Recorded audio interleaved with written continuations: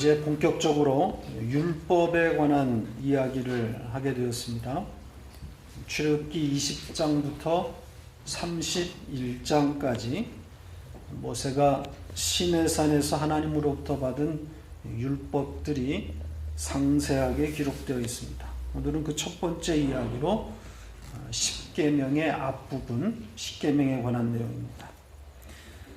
수백 개의 율법들이 기록되어 있는데 유독 이 십계명이 왜 중요한 걸까요?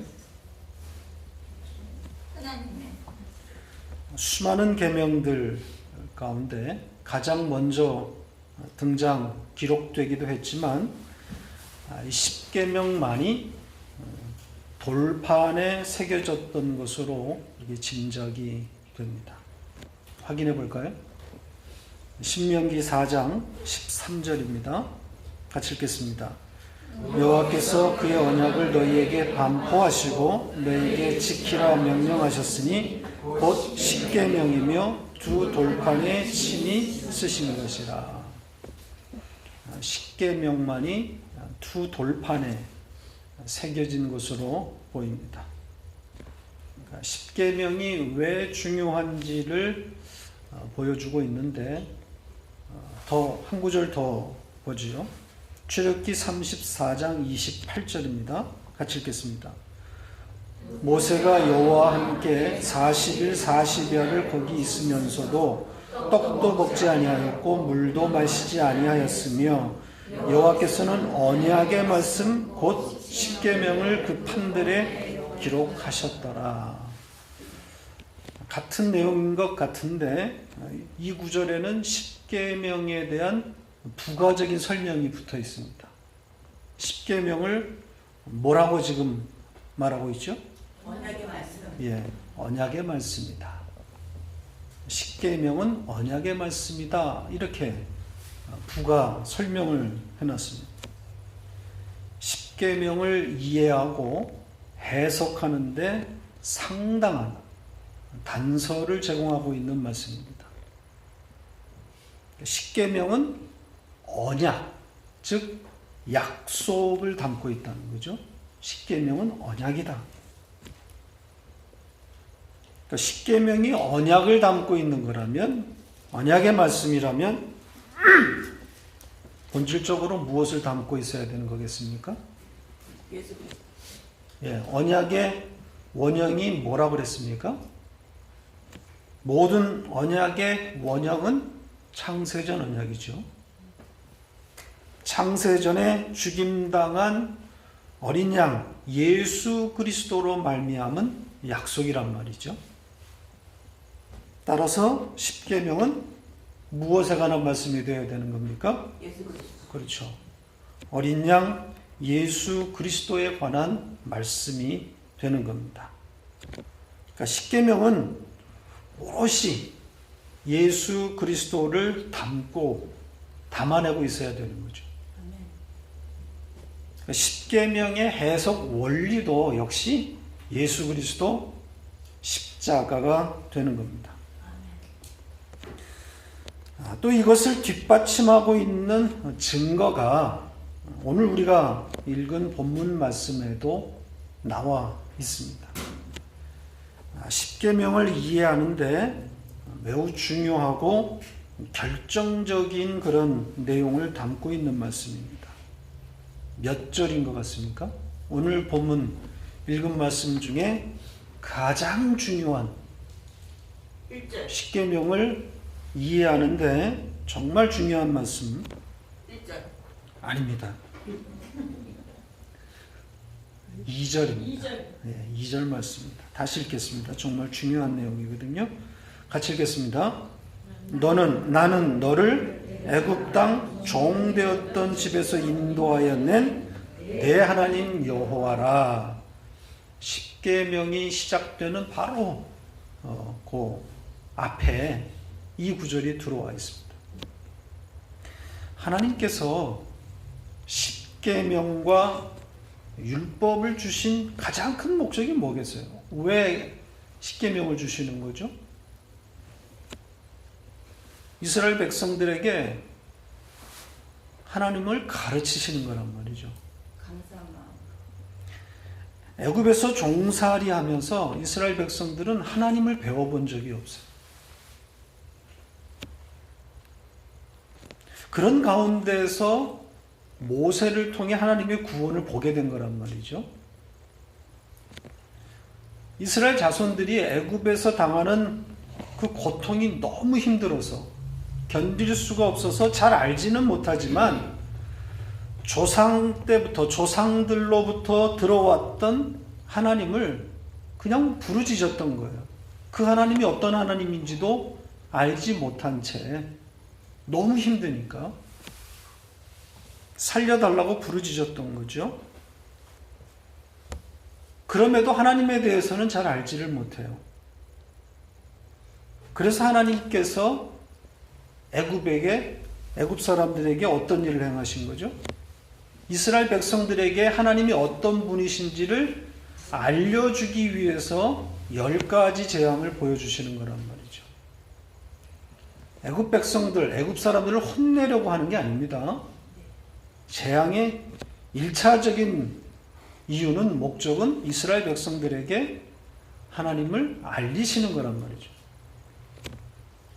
반복적으로. 그래서 바로의 마음을 완악하게, 강팍하게 하면서까지도 반복해서 재앙을 내리는 거란 말이죠. 그 재앙들의 클라이막스, 하이라이트가 뭐죠? 10가지 재앙의 하이라이트. 예, 장자의 죽음인 거죠. 왜 이 재앙이 등장한 거겠어요? 네, 당연히 어린 양의 죽음이 개입되어야 하기 때문인 거죠. 이스라엘 자손을 살리는 그 대속의 희생 죽음을 이스라엘로 하여금 보게 하는 겁니다. 예수 그리스도와 십자가를 가르치는 거란 말이죠. 예수 그리스도가 대신 죽고 이스라엘이 애굽에서 빠져나와 살게 되었음을 보여주는 겁니다. 우리는 여러 시간 이스라엘이 출애굽해서 지금 이 시내산에 당도하기까지의 과정을 자세하게 살펴봤습니다. 홍해에서부터 마사까지, 무리바까지 그 반복된 그 그림들이 뭐였죠? 다 똑같은 이야기라 그랬죠. 한결같이 예수가 대신 죽고 이스라엘이 살아나는 그림들이었단 말이죠.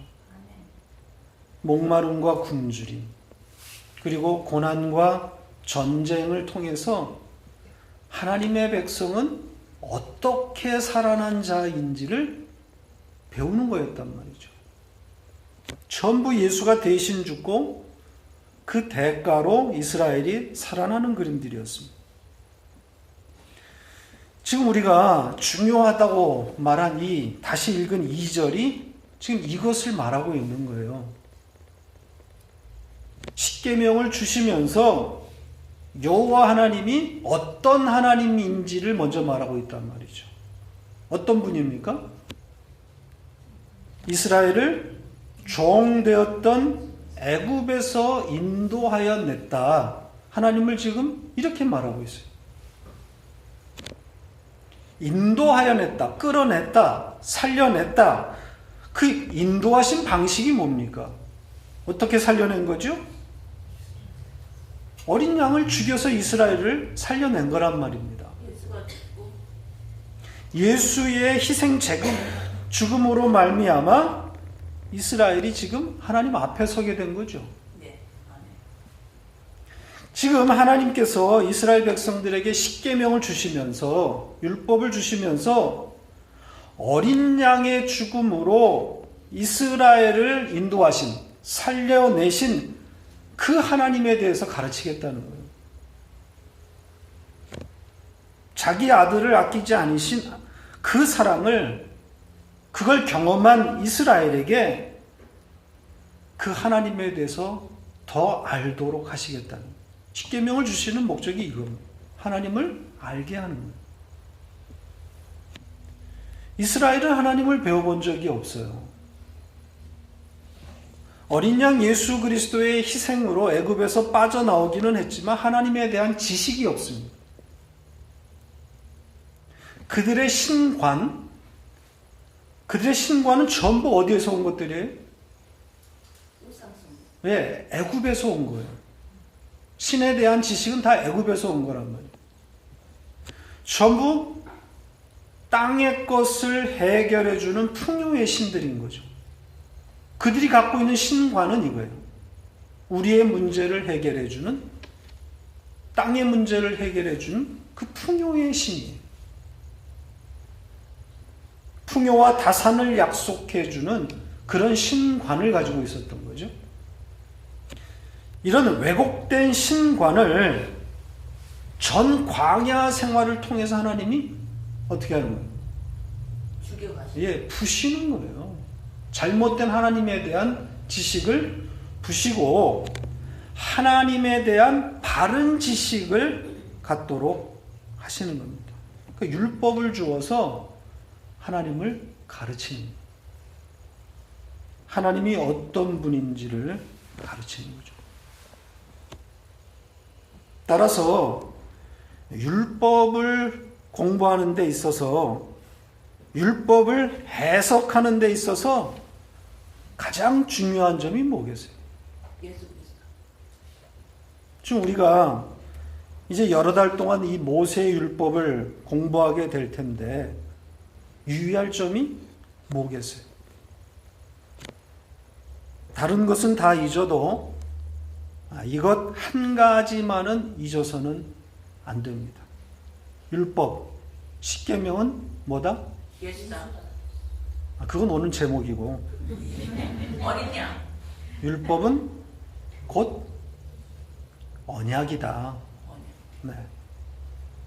율법은 곧 언약의 말씀이다. 이거는 잊어서는 안 됩니다. 율법은 언약을 담고 있다는, 담아내고 있어야 되는. 그래서 율법이 지향하는, 율법이 향하는 곳이 어디인 거예요? 율법은 예수 그리스도를 향하고 있는 거죠. 아멘. 그러니까 예수 그리스도와 그 십자가로 수렴되어야 되는 거예요. 율법을 주신 목적이 여기에 있는 거죠. 율법은 언뜻 보면 전부 하라, 하지 말라로 되어 있습니다. 그런데 그것만 보시면 안 되는 거예요. 아니, 그것을 보지 말고 뭘 봐야 되는 거예요? 예수를 볼 수 있어야 되는 거예요. 자, 율법 해석에 도움이 되는 신약의 몇 말씀들을 확인하고 다시 십계명으로 돌아오겠습니다. 갈라디아서 3장 19절을 먼저 보죠. 같이 읽겠습니다. 그런즉 율법은 무엇이냐? 범법함으로 더하여진 것이라 천사들을 통하여 한 중보자의 손으로 베푸신 것인데 약속하신 자손이 오시기까지 있을 것이라. 율법에 대해서 뭐라고 말하고 있습니까? 율법은 언제까지 있는 것이라? 예, 약속하신 자손, 중보자이신 예수 그리스도가 오실 때까지 있는 거라고 그러죠. 그러니까 그 약속하신 예수 그리스도가 오면 율법이 폐지된다. 물론 그런 의미도 있습니다. 그것보다는 완전해지는 겁니다. 네. 그러니까 이것은 시간적인 의미뿐 아니라 율법이 예수 그리스도에게 종속되어 있다라는 그런 의미를 담고, 그러니까 예수 그리스도를 보여주는 그런 역할을 하고 있다는 거예요. 율법은. 지금 우리 성경은 율법이 무엇이냐 이렇게 번역을 했는데 NIV 성경에 보면은 이렇게 번역을 했어요. What was the purpose of the law? 이렇게 되어 있거든요. 율법의 목적이 무엇입니까? 이렇게 번역했어요. 잘한 번역 같아요.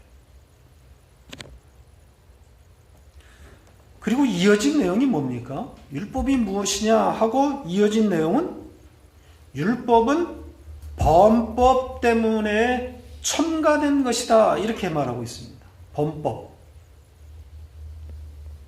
그러니까 율법은 지키지 않음, 법을 어기는 거란 말이죠. 지키지 못함으로 존재하는 것이다. 그러니까 이 율법을 지키라는 것이 목적이 아니라 오히려 그 반대라는 거죠. 지키지 못함으로 율법의 가치가 발휘된다는 거예요. 이것이 매우 중요합니다. 지키지 못함, 범법이 율법의 가치를 나타낸다. 이 말이 중요한 말이에요. 이게 이해가 되셔야 돼요. 자, 율법을 잘 지킨 자의 대표가 누구겠습니까? 바리새인인 거죠. 바리새인과 서기관, 율법 선생들이죠.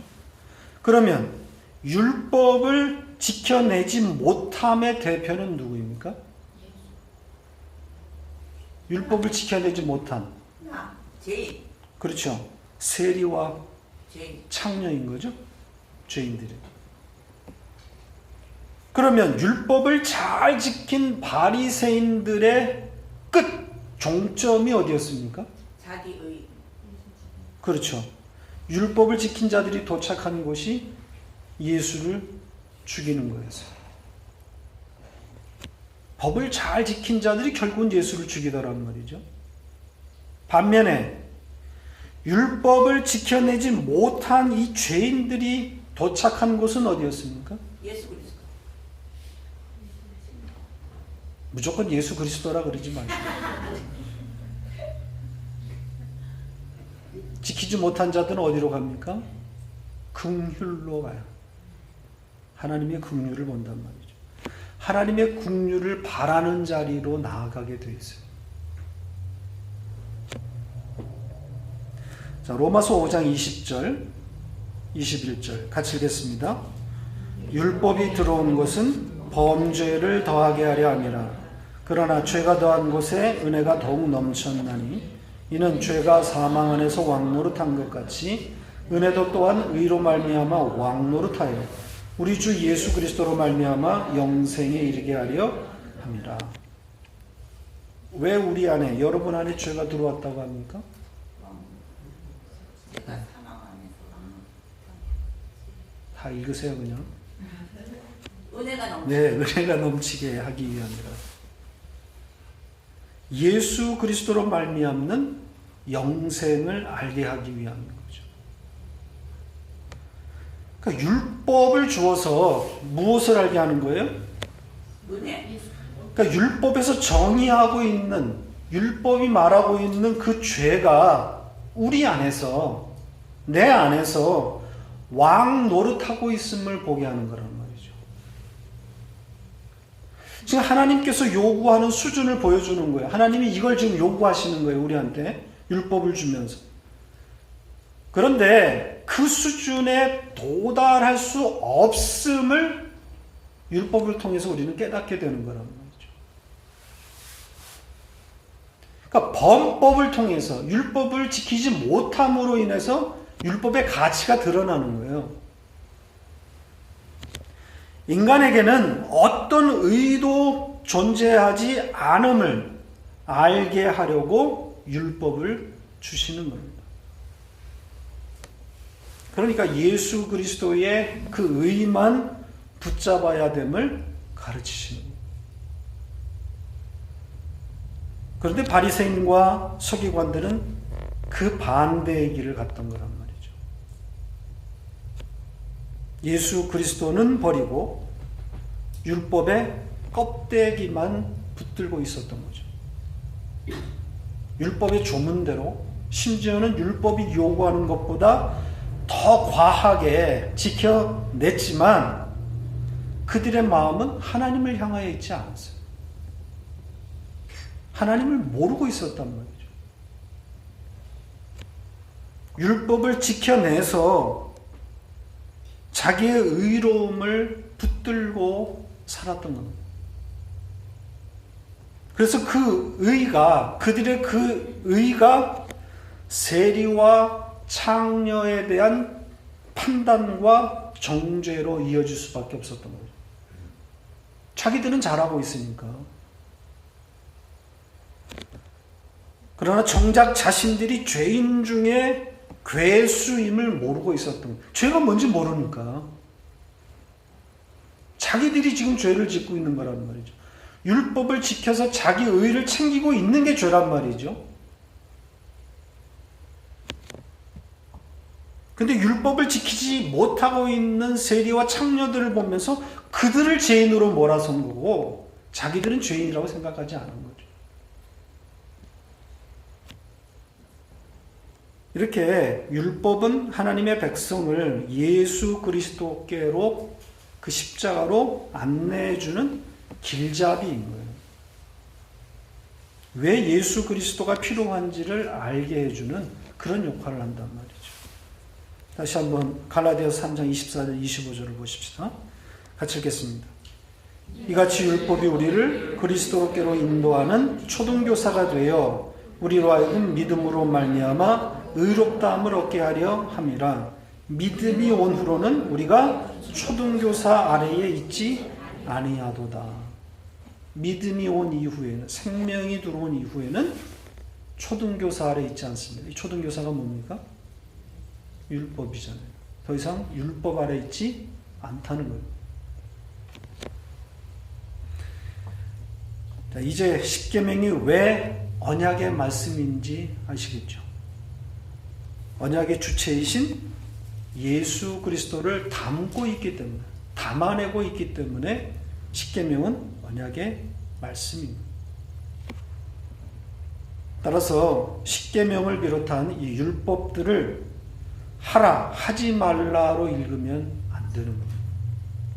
문자적으로만 읽어내면 안 되는 겁니다. 하나님이 어떤 하나님인지를 배우라는 것이고, 우리가 얼마나 형편없는 죄인인지를 배우게 되는 그런 자리가 되어야 됩니다. 자, 십계명을 분류하면 크게 두 부분으로 나눌 수 있다는 것을 아시죠? 네. 1계명부터 4계명까지 하나님에 대한 내용이고, 5계명부터 10번째까지는 이웃에 대한 것으로 분류가 됩니다. 주님이 십계명을 어떻게 요약했죠? 마태복음 몇 장입니까? 22장입니다. 22장 35절로 40절 같이 읽겠습니다. 그 중에 한 율법사가 예수께 시험하여 묻되 선생님 율법 중에서 어느 계명이 크니까? 예수께서 이르시되 내 마음을 다하고 목숨을 다하고 뜻을 다하여 주 너희 하나님을 사랑하라 하셨으니 이것이 크고 첫째 되는 계명이요 둘째도 그와 같으니 내 이웃을 내 자신같이 사랑하라 하셨으니 이 두 계명이 온 율법과 선지자의 강령이니라. 십계명을 하나님 사랑과 이웃 사랑 이 두 계명으로 요약하셨습니다. 여기에 이 강령이란 말이 나오죠. 이 두 계명이 온 율법과 선지자의 강령이다. 이 강령이란 말은 못이라는 말이에요. 못에서 유래된 건데 걸려있다라는 뜻이. 그러니까 모든 계명들이, 율법들이 이 두 계명에 걸려있다는 거예요. 이 말은 모든 계명은 이 두 계명 안에, 속에 들어와 있다는 거죠.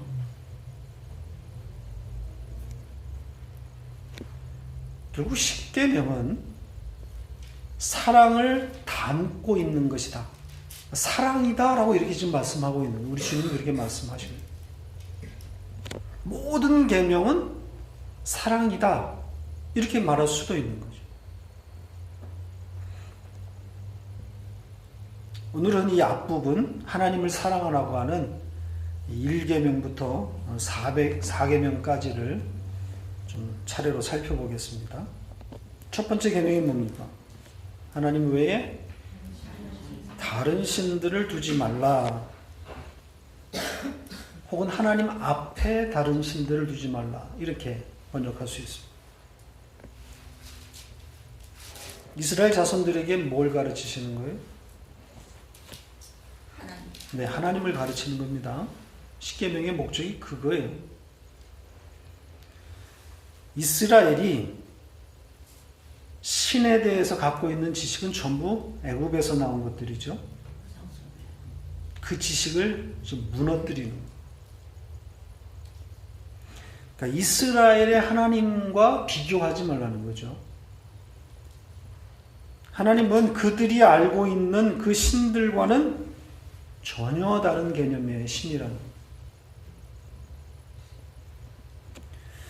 그 2계명, 두 번째 계명을 통해서 1계명, 첫 번째 계명이 구체화되고 있는 것을 우리가 볼 수 있습니다. 애굽에서 이스라엘 자손들이 본 모든 신들은 다 어떻게 되어 있습니까? 만들어. 그렇죠. 형상화되어 있다.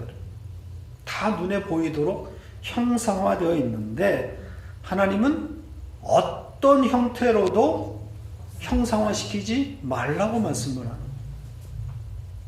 그들과 다르다는 거죠. 이 형상화시키지 말라고 하는 것은 하나님은 인간에게 포착될 수 없는 존재라는 거예요. 너희들이 그려내거나 만들어가지고 붙잡을 수 있는 그런 존재가 아니라는 거예요. 인간은 끊임없이 신을 형상화시킵니다. 왜 그러겠어요? 보고 듣고 예, 눈에 보여야 그 신을 어떻게 해요? 내 것으로 만들 수 있단 말이에요. 눈에 보이면 인간은 어떻게 해서든 그걸 자기 것으로 만들어요. 형상화시켜서 그것에 절하고 그것을 섬기는 그런 형태를 취하기는 하지만 사실은 자기를 지켜주고 복을 가져오게 하는 그러니까 자기의 신으로 삼으려고 한단 말이죠. 그래서 눈에 보이도록 하는 거예요. 그러니까 신 안에 내가 들어가 있는 게 아니라 사실은 내 안에. 예, 내 안에 신을 구겨 넣는 거란 말이죠. 그래서 형상화시키는 거예요. 눈에 보이도록 하는. 내가 원하는 대로 움직이라는 거예요. 인간은 전부 소유화시킨단 말이에요. 내 것으로 만들어요. 내가 어떻게 컨트롤할 수 있는 거죠.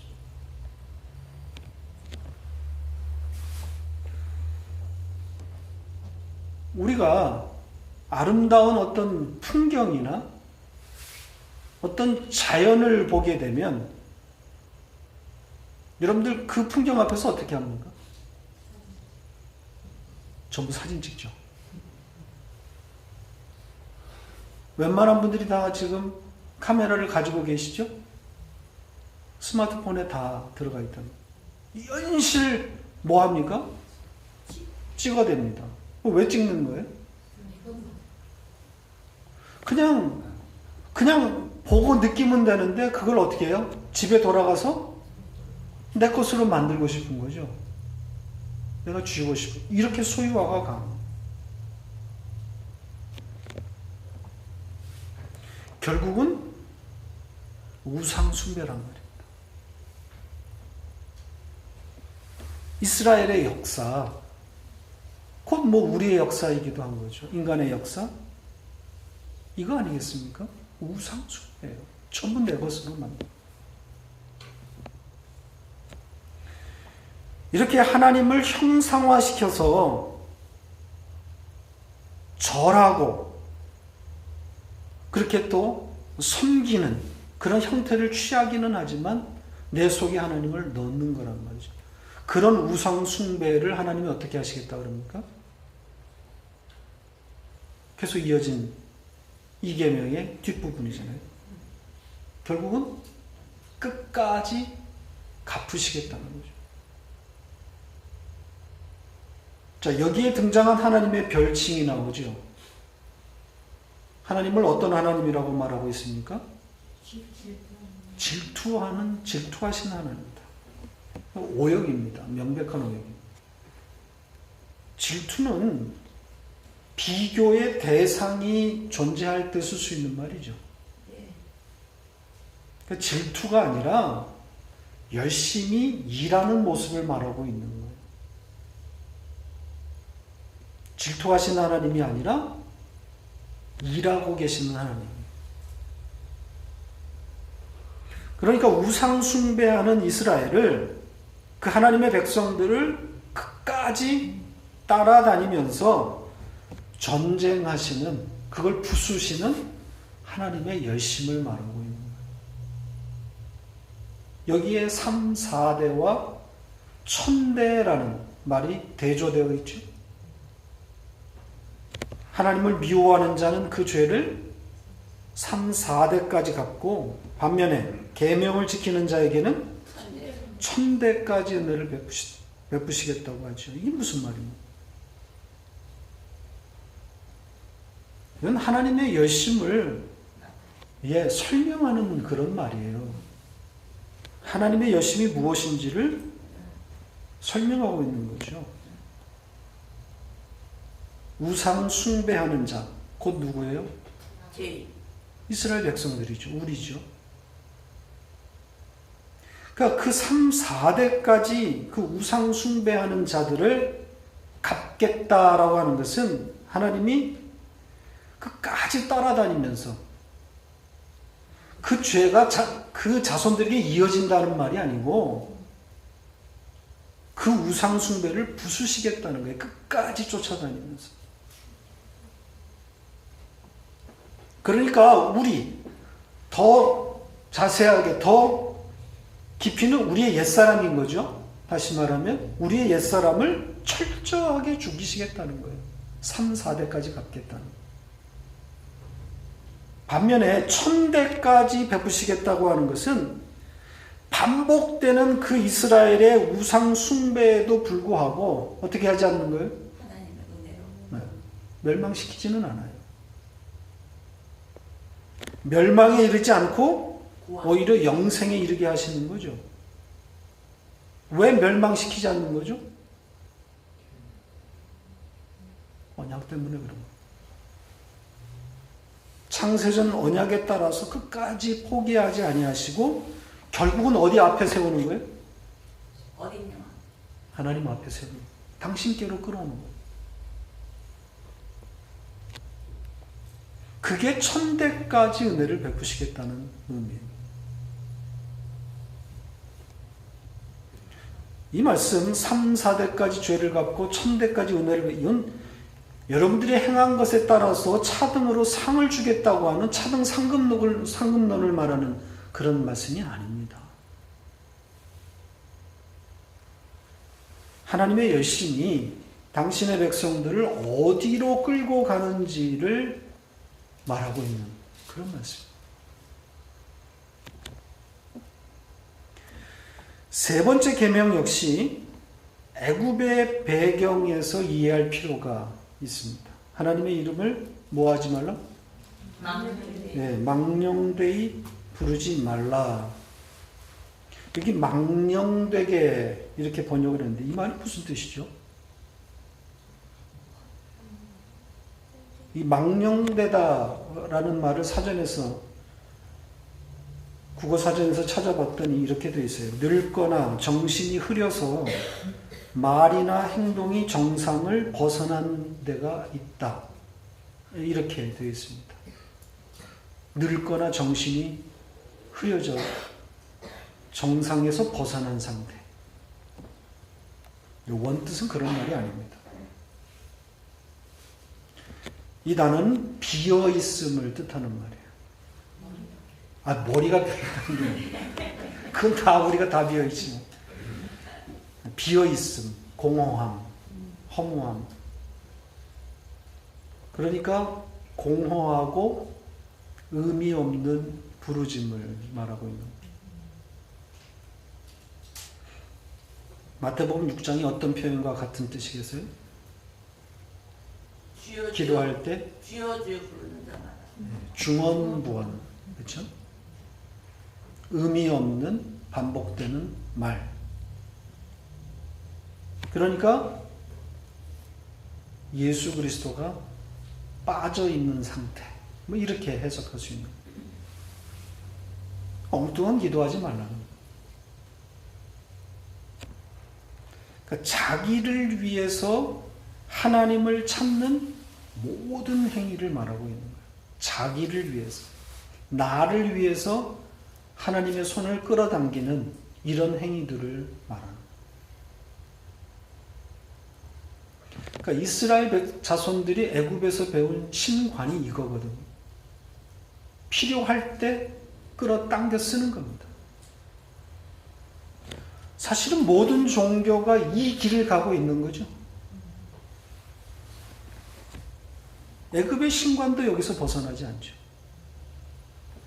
자기들의 필요가 생기면 신을 찾는 거예요. 필요가 있어서 신이 있는 거란 말이에요. 종교의 궁극적인 목표 지점이 여기 아니겠습니까? 결국은 자기의 필요란 말이죠.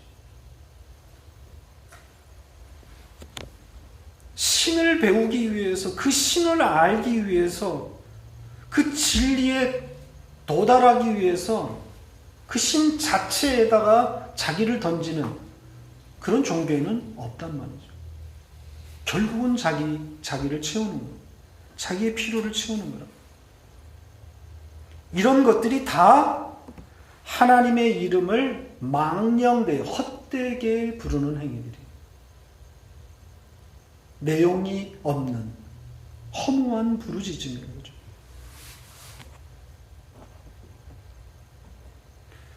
하나님이 우리에게 원하시는, 당신의 백성들에게 원하시는 거, 좀 더 정확하게 표현하면 하나님께서 우리를 결국 끌어다 놓는 자리, 그 자리가 어디겠습니까?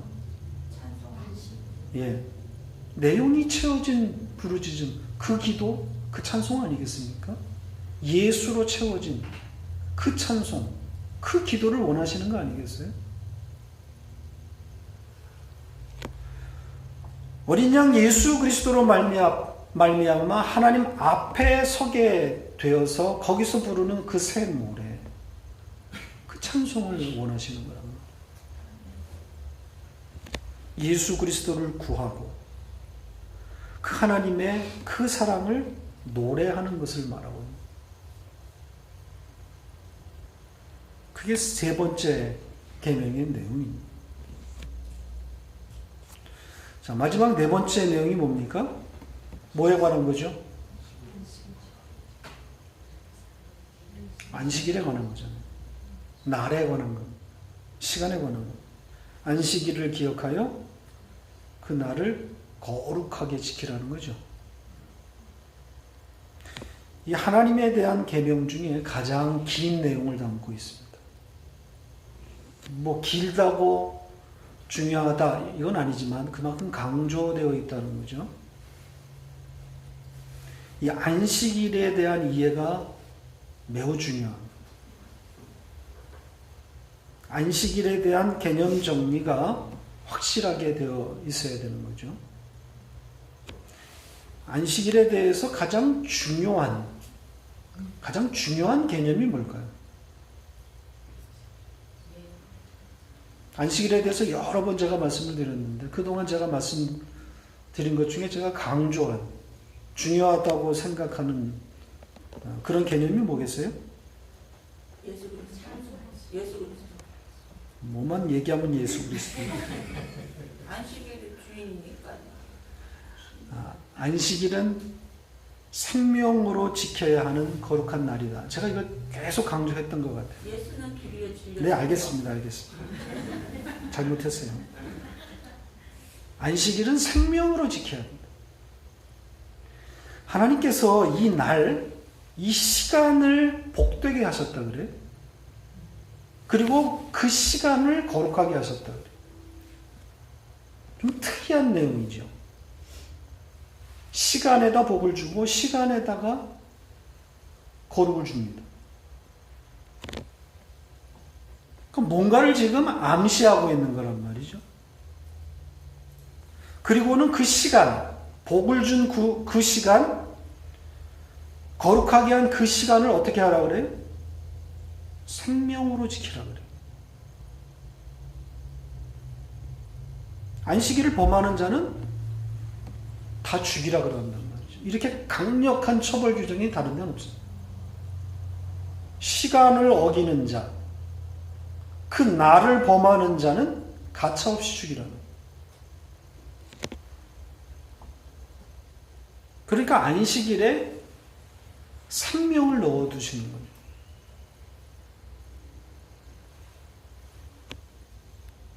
그러니까 안식일에 생명과 복을 넣어두시고 그 안식일이 어디를 향하고 있는지를 암시하고 있는 거예요. 무엇을 향하고 있는지.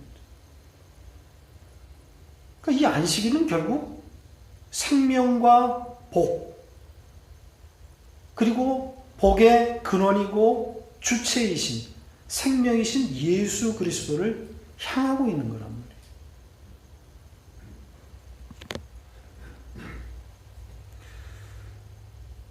예수님이 이 땅에서 사역하실 때 안식일을 어떻게 대하셨는지를 보면 더 확실해집니다.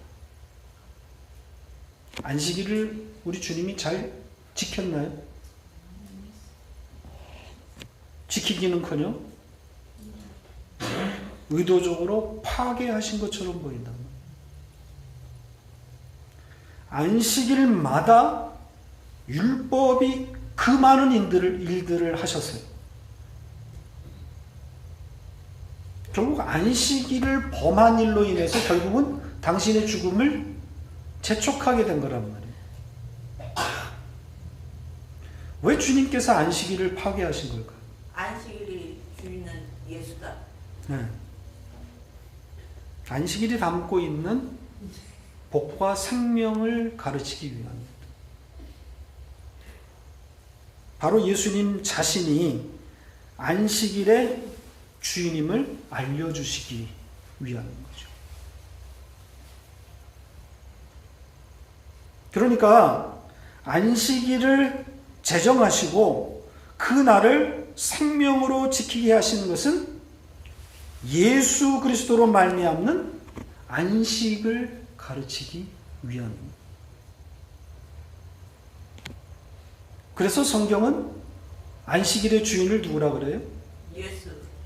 인자가 안식일의 주인이다. 이렇게 말하고 있어요.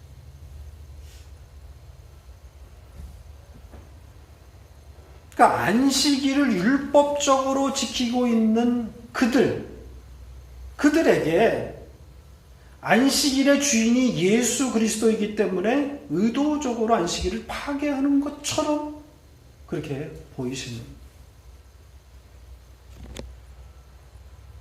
천국의 현실을 이 안식일에 담아놓은 거란 말이죠.